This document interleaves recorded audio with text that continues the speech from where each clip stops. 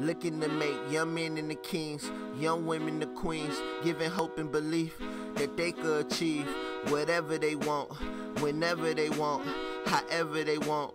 Wake up and let's go. Wake up and let's go. Wake up and let's go. Wake up and let's go. When they telling you no, and you feel that it's over, look yourself in the mirror. Wake up and let's go.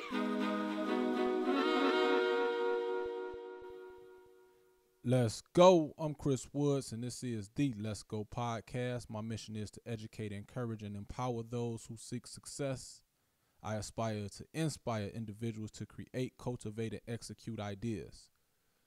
Today, I want to go into something that I believe is highly important when it comes to setting goals, achieving goals, and reaching success, and that is self-discipline.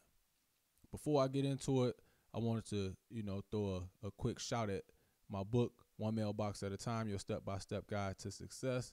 It is available at outskirtspress.com/LetsGoChrisWoods, barnesandnoble.com, and also at amazon.com. Make sure you go pick up a copy today.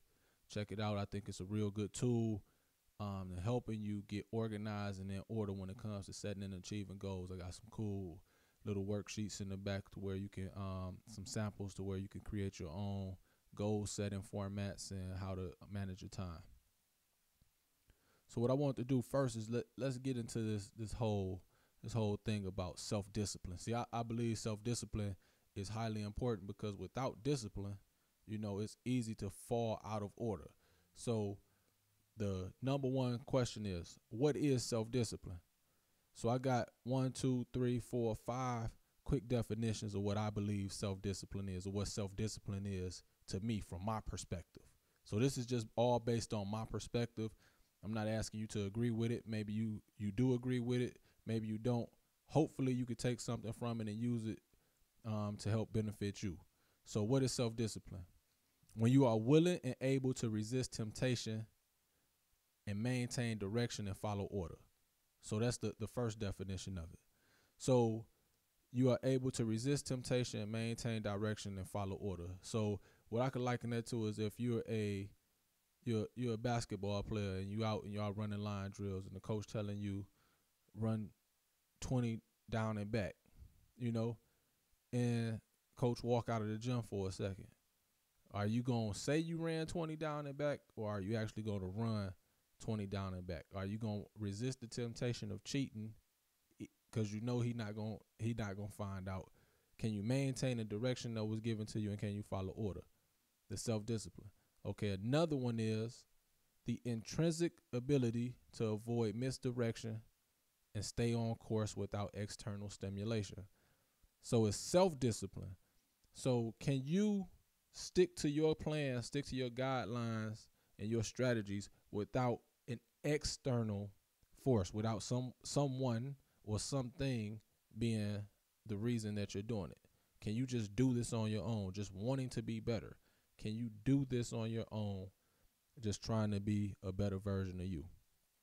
That's the key, to be able to do it on your own. So, and it's not always easy. It's really tough to maintain your self-discipline in hard times.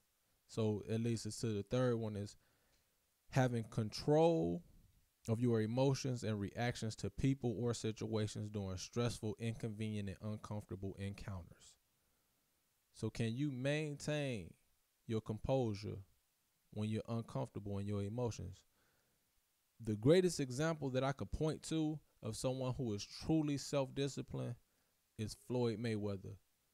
And I'm not talking about him in his personal life. I'm talking about him in the boxing ring. Floyd Mayweather, the boxer, is extremely disciplined. He knows that when he's in a boxing ring, he has hundreds of millions of people watching him, be it, at the arena via pay-per-view, but they're watching him. But he will not break his game plan, no matter how much people boo or they dislike his tactics. He comes in with a specific game plan, and that's to score points and not get hit.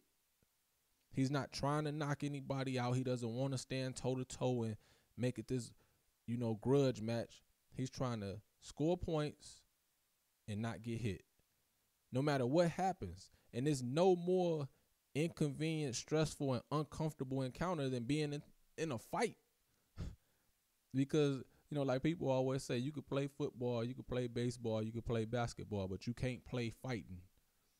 You could actually get hurt out there. So it's highly stressful, highly inconvenient, and highly uncomfortable. But he maintains his game plan under, those type of conditions. The fourth definition of self-discipline is pursuing your ambitions, dreams, or goals despite being enticed to deviate from your plan. So let's say that you're trying to eat healthy and you're trying to do things, a certain way. And, it takes a lot of self-discipline to eat healthy, because if you look everywhere you go, you ride up the street, there's a fast food restaurant, something enticing. So it takes a lot of self-discipline to just keep on riding and not pay attention to it. Or you may be studying for a test, and you may get a call from your friends or from somebody that you've been wanting to hook up with, and they call you and be like, hey, I need you. I want to meet up with you. I need you to come out with me. Can you maintain your focus, and pursue your ambitions and your dreams and your goals despite, this temptation to go out and being enticed to go out with somebody that you've been waiting on a phone call? It's a tough call, but hey, how bad do you want what you want? The fifth definition that I have is demonstration of physical, mental, and spiritual restraint, willpower, and resolve when facing adversity. So what is self-discipline? Demonstration of physical, mental, and spiritual restraint, willpower, and resolve when facing adversity. So if you can show mental, physical, and spiritual restraint, willpower, and resolve during a tough time, that's the definition of self-discipline. So why is self-discipline important? I have 4 reasons why I believe that self-discipline is important from my perspective.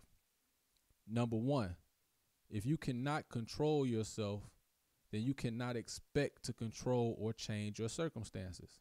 Again, if you cannot control yourself, then you cannot expect to control or change your circumstances.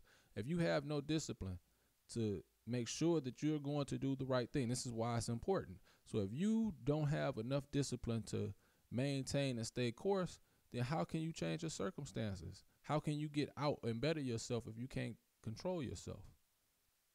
Number 2, the number 2 reason why self-discipline is important. Without discipline, life will easily distract you from accomplishing your goals. And what I mean by life is just basic things. Friends, family, new friends and family, life's problems, anything that could be going on, fun, death, a lot of stuff that goes on in life. Without discipline, these things will distract you and pull you in, give you a reason not to be focused on your goals. Try your best to, not use life as an excuse, because life happens to everybody. There's no way to avoid life. You're going to be in situations and you're going to have tough times. That's just the way life is. You're going to go through this, but you got to keep pushing. You can't allow it to distract you and allow yourself to be deviated from your plan due to life. Okay? Number 3, the third reason why self-discipline is important. Having restraint is a desirable trait because it reduces chaos and creates clarity when making choices. So the third reason why it's important is because having restraint is a desirable trait because it reduces chaos and creates clarity when making choices that can have an effect on your life for better or worse. So, that's pretty much just, self-explanatory. If you have restraint, and and keeps all of the chaos and everything that's going on around you down, it allows you to make better choices. You just stay out of all of the crazy stuff and you focus on what's going on in front of you and not allowing yourself to get involved in the things that's going on around you. Then it allows you to better yourself. The fourth reason why self-discipline is important. Discipline helps you resist making impulsive decisions that may appear well on the surface but be detrimental at the core. You see, discipline helps you resist making impulsive decisions that may appear well on the surface but be detrimental at the core. Understand that when you have self-discipline, you came to do what you came to do, and then you going home. Now, you may be presented with some choices that have nothing to do with your plan, and they may seem like, this is harmless. This is harmless. Oh, me drinking one beer, what can that lead to? 2. 2 beers can lead to 3. 3 can lead to 4. Now, you're supposed to be healthy. You're supposed to be getting yourself together. You're supposed to be focused, going home to study. But all of this can be deterred by just, something that seems harmless on the surface, but is detrimental at the core. So try your best to resist these impulsive decisions, and maintain your discipline.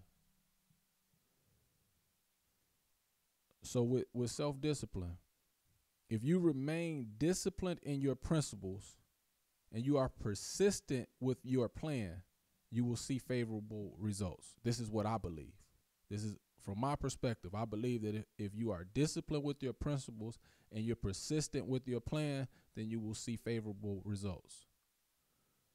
True discipline comes from within and can withstand the most severe conditions. Any storm, you can weather the storm with your discipline.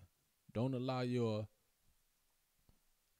goals to be unreached because you allowed yourself to be undisciplined. Maintain your discipline.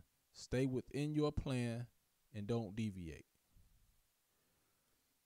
I don't know if you're by a mirror or if you have a mirror, or even if you don't. Just repeat these words with me really fast. I will not rely on luck, possibilities, or chance to attain success. I understand that I will not achieve because I am destined. I will achieve because I am determined, because I am dedicated, because I am disciplined. Self-discipline is a key ingredient to achieving your goals and reaching success. I just want to remind everybody to work hard, work smart, and work consistent for what you want, because it will not come to you without a fight. There's definite anguish involved with achievement. Understand that if you want to take the prize, you must be willing to take the pain. You must commit, connect, and be in covenant with the process of progressing towards your maximum potential. One thing is for certain: hard work is hard, and 2 things are for sure. Proper preparation prevents poor performance, and unless you become acquainted with hard work, you cannot expect to meet success. If you are willing to invest your time, your energy, and effort, you could do anything you put your mind to. Never stop believing, never stop working, and always remember, it is the struggle that makes you strong. Obstacles cannot stop you. Problems cannot stop you, and most of all, other people cannot stop you. The only one who can stop you is you. You have the power to be as great as you want to be. Believe in yourself. Be dedicated, be determined, be disciplined, and remember, success is waiting on you. Let's go.